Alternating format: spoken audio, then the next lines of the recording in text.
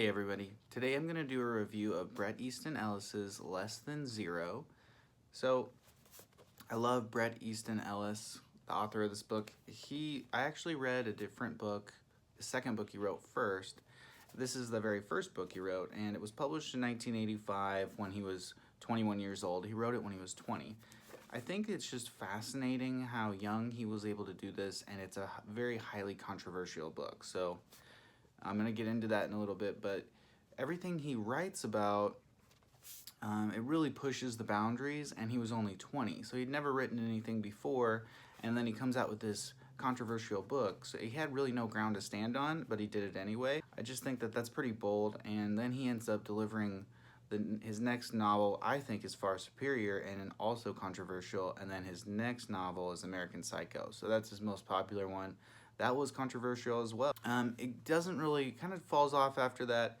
And all of his novels really are in the same universe, and a lot of the characters kind of bounce around from novel to novel. So a lot of people probably haven't heard of Less Than Zero. It's not as popular as American Psycho, and neither is The Rules of Attraction.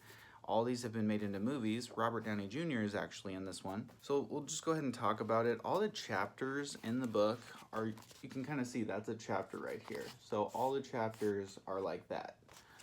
They're just very quick. They're first person, present tense narration. So the main character's name is Clay. We only see the novel from Clay's perspective, and anything that happens has to be happening around him.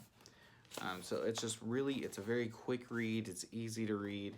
I think it's pretty genius, again, that he was able to do this when he was 20. The novel also follows a freshman who went to college. He's from Western California, Beverly Hills, actually. They're very rich, and just a bunch of kids. He's just, this main character, Clay, goes to college in New Hampshire, so he kind of leaves everyone behind, but the novel takes place when he's on his way back, or right when he gets back to California on his winter break, and then it's just over the course of his winter break, so a couple of weeks, he's interacting with his friends. His ex-girlfriend is there, and they basically have a bunch of sex, do drugs, go to parties. So it's kind of meant for, I would say, it's like a modern fiction novel, meant for young adults or adults. I say young adults because I think it's kind of, it's like a catch-22 where I think young adults would rather read it, but there's a lot of adult stuff in here. It's definitely kind of a gothic novel. There's a lot of dark twists. It's called Less Than Zero, and to wrap your head around that, it basically is a series of horrible events that take place that just keep getting worse and worse and worse, and there's really no emotional responses from any of the characters, and it's kind of meant to be a realistic, it's like meant to be, how to say this, like an accurate portrayal of what life is like in Los Angeles when everybody's rich and there's just, you're trying to push yourself to get some sort of experience, and you know, everybody has a Ferrari, everybody knows somebody in the movie industry, or, you know, like television or whatever. So how do you kind of get something out of life when you have everything? And that's what it's about. It's like just people going through trying to get some sort of, you know, they're doing some hard drug or trying to have a weird sexual experience, and really none of it seems to affect them in any way. It's just fascinating to read. I'm from Nebraska, so that's certainly not what my life was like growing up. The story starts off with Clay getting picked up from the airport. The girl picking him up is basically suffering from anorexia, and she hasn't eaten at all. Then he gets dropped off, and he starts hanging out with his ex-girlfriend Blair, who seems to be not really okay that they're not together anymore. Then he kind of runs into his friend Julian. Julian is being kind of shady the whole time, and they go to parties eventually. So while they're at the parties, Clay and Blair end up having sex and hooking back up, and Blair kind of thinks that maybe they're going to get back together. Julian gets really drunk and asks Clay for $50,000, says it's for an abortion. Clay doesn't believe him that it's for an abortion because he says that's way too much money. But eventually he kind of realizes that Julian's not going to tell him what it's really for, and he seems like he needs the money. So he gives him $50,000. A little bit later on, like, we kind of, in between these parties, we kind of meet some of Clay's family. And it's like we meet his his parents are estranged, they're divorced, which is probably an accurate portrayal of what life would be like. And I think that it's supposed to kind of represent Bret Easton Ellis himself because he's from Western California, went to college in New England area at a fancy art school, and he wrote books. So Clay is probably supposed to be similar to him.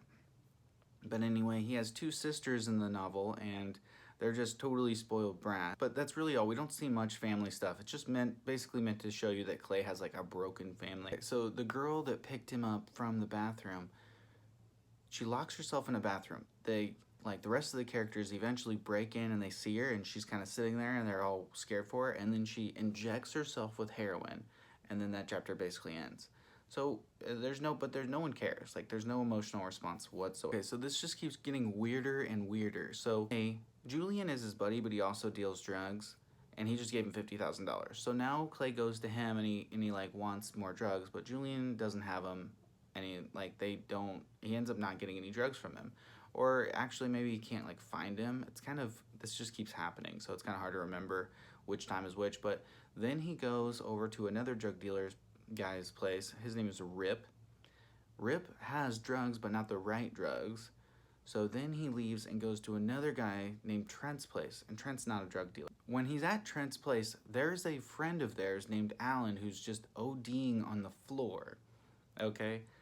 Nobody cares, and they decide that they're going to go out to eat at a restaurant and do drugs at the restaurant. They just totally leave Alan ODing on the floor.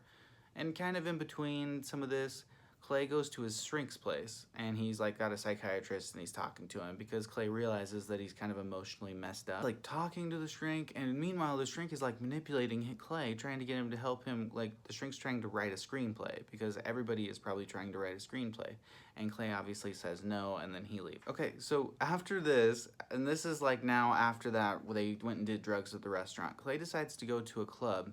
He tells all of his friends, by the way, that he broke up with Claire, even though he hasn't told Claire this, and really they never got back together. They just hooked up at that party. But he actually tells everyone that they broke up. Now he's at the club, runs into a random girl, goes back home with the girl. They both masturbate in front of each other. It's a really weird scene in the book where you're like, what's going on? And honestly, it was just kind of messed up.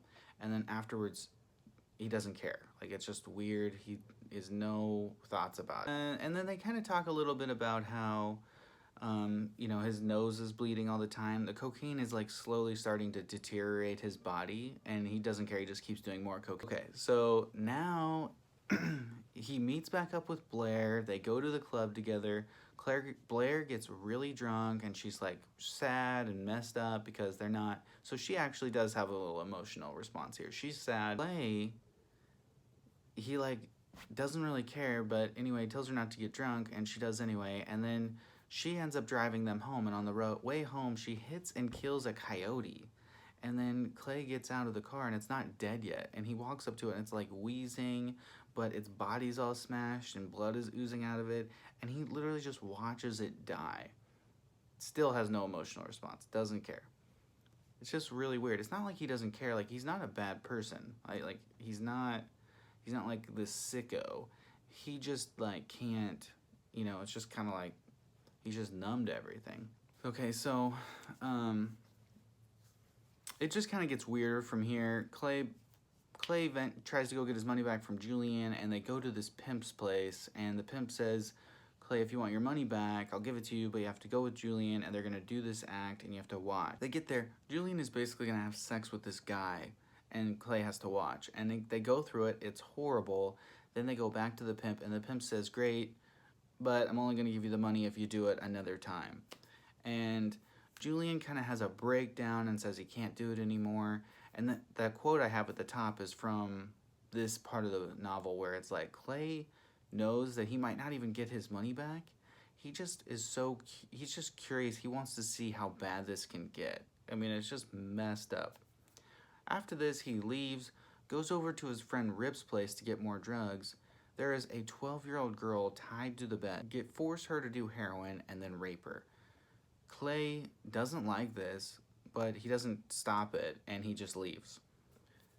Okay, so this is basically, and then the end of the novel is basically Blair asking him not to go back to New Hampshire, like to stay and date him, and he says, I never loved you, and then he leaves. Okay, so it's just it's I know this sounds like why would you want to read about this, but the way he writes is fascinating, and it just sucks you in and you just keep on learning more about it. And I think it's supposed to be an accurate portrayal of what just life is like in that industry, or what it can be like, or what how you can fall into this type of hole. What I liked about the book is obviously the writing style and the fact that Bret Easton Ellis was able to do it when he was 20 years old. Like I said, I first read his next novel, which isn't quite like this. I mean, a lot of the things I liked are the exact same with the writing style. I like the characters so much more, and it's not all gruesome like this. What I don't like about it is he really hits the nail on the head with the 12-year-old girl scene about how horrible it can be and how no one cares. And that's the whole theme of the novel. I don't like that scene. It's a little bit much. It's hard to read. You feel terrible for the girl when it's happening. Um, but overall, I would absolutely recommend reading it. It's just like a controversial book. And I just was reading quotes from Oscar Wilde that basically said if you have a controversial book that people have different opinions on, that's a good sign that it's a good book. So I definitely think it's worth reading. I think if you don't know anything about Bret Easton Ellis, you should definitely give him a shot. Thanks for taking the time to watch this.